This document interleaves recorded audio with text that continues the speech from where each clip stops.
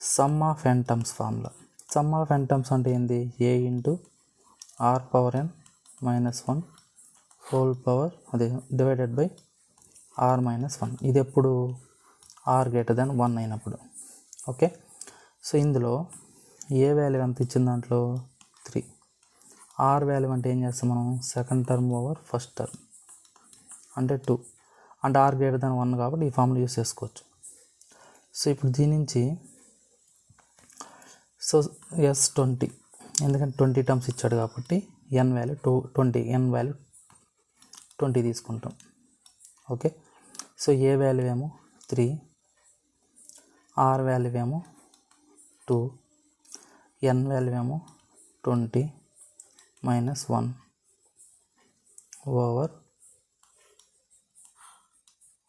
2 minus 1 అంటే నాకు ఎంత వస్తుంది? ఇది